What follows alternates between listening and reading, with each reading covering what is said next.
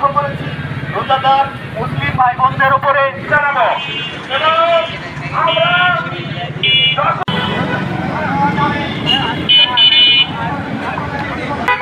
সংগ্রামী উপস্থিতি আরো একজন ছাত্র প্রতিনিধি ভাই মাহমুদ ফয়সাল ভাই সীমাবদ্ধ থাকতে চাই না, কারণ বিগত দিনগুলোতে আমরা দেখেছি,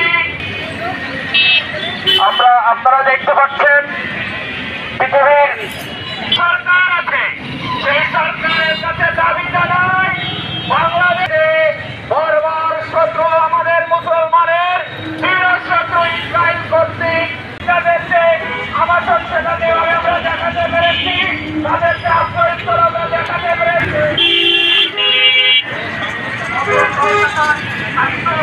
মারা গেছে, আপনারা মনে করেন আপনার একজন বোন মারা গেছে, চিন্তা করেন এই রোজা রেখে সেই সময় কিভাবে তাদের উপরে হত্যাযজ্ঞ চালানো হয়েছে। এই মিডিয়া আপনারা এই তথ্যগুলো বিশ্বের কাছে পৌঁছে দেন, তাহলে আপনার একটা তথ্য যদি একটা বিশ্ব নাড়া দেয়, যদি একটা বিশ্ব জাগ্রত হয়, তাহলে কঠিন আমাদের ময়দানে আপনারা নাজাতের ওসিলা হতে পারে। প্রিয় ছাত্র সমাজ, আমরা সকলেই ঘোষণা করছি এখান থেকে, আমরা সকলে বলি free free Palestine, free free Palestine, free free Palestine, free free Palestine, free free Palestine, free free Palestine.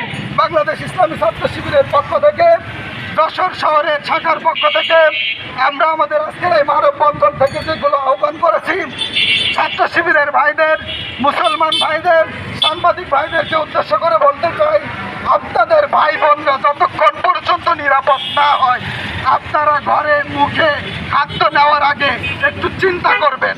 প্রত্যেকটা নামাজে, প্রত্যেকটা যখন আপনি ইবাদত করেন তখন তাদের জন্য দোয়া করবেন। আর যদি ছাত্র শিবির মাঠে নামে আর আপনাদেরকে যদি ডাকে, তাহলে আমি আশা রাখি আপনারা মাঠে নেমে যাবেন ইনশাআল্লাহ। আমার ছাত্র প্রতিনিধিরা অবশ্যই নেমে যাবে ইনশাআল্লাহ। আল্লাহ পাক আমাদের তৌফিক দান করুক। আমরা এখান থেকে দোয়া করছি আমাদের প্যালেস্টাইনের ভাই বোনরা মুক্তি পাক।